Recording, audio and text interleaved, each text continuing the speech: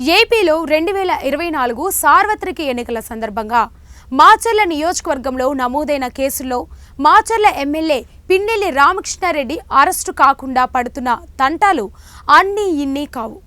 ఎన్నికల రోజు మరుసటి రోజు జరిగిన దాడుల్లో ఎమ్మెల్యేపై హత్యాయత్నం, ఈవీఎంల ధ్వంసం, మహిళలపై దురుసుగా ప్రవర్తించడం వంటి కేసులు నమోదయ్యాయి. ఈ 3 కేసుల్లో ముందస్తు బెయిల్ కోసం పిన్నెల్లి రామకృష్ణారెడ్డి ఏపీ హైకోర్టును ఆశ్రయించారు. నిన్న వాదనలు విన్న కోర్టు తీర్పును రిజర్వ్ చేసింది. ఇవాళ తీర్పు ఇచ్చే అవకాశం ఉంది. ఇప్పటికే ఈవీఎంల ధ్వంసం కేసులో వచ్చే నెల 6వ తేదీ వరకు పిన్నెల్లిని అరెస్ట్ చేయవద్దు అంటూ కోర్టు ఆదేశించింది.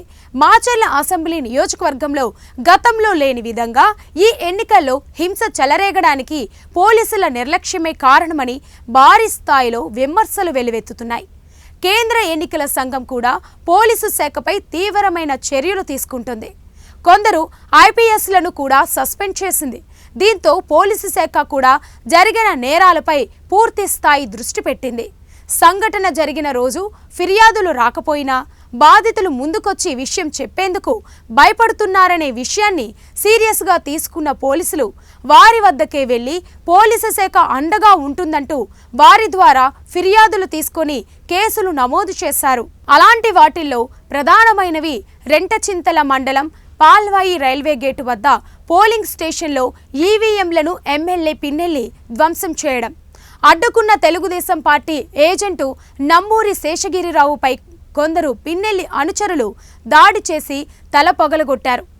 ఐపీసీ 307 సెక్షన్ కింద కేసు నమోదైంది. పోలింగ్ మరుసటి రోజు కారంపూడిలో ఎమ్మెల్యే పిన్నెల్లి, ఆయన తమ్ముడు వెంకటరామిరెడ్డి అరాచకం సృష్టించి పలు వాహనాలను దగ్ధం కావడానికి కారణమయ్యారు. అడ్డుకోపోయిన సిఐ టిపి నారాయణస్వామిపై దాడి చేసి గాయపరిచారు. ఇందులోనూ ఐపీసీ 307 సెక్షన్ కింద కేసు నమోదైంది. ఈవీఎంలను ధ్వంసం చేసి బయటకు వచ్చిన ఎమ్మెల్యే పిన్నెల్లిని చెరుకూరి నాగశిరోమణి ఎందుకు ఈవీఎంలను పగలగొట్టావయ్యా అని ప్రశ్నించినందుకు ఆమెను తీవ్రంగా దుర్భాషలాడారని చేసిన ఫిర్యాదు మేరకు రెంటచింతల పోలీసులు పిన్నెల్లిపై ఐపీసీ 506, 509 సెక్షన్లు, 131 ఆర్పీ చట్టం కింద కేసు నమోదు చేశారు. ఈ కేసులో నుంచి పిన్నెల్లి బయటపడేందుకు ముందస్తు బెయిల్కు పిటిషన్లు దాఖలు చేసుకోగా తీర్పును కోర్టు వాయిదా వేసింది. మరి ఈ రోజు హైకోర్టు ఏ తీర్పు ఇస్తారో వేచి చూద్దాం.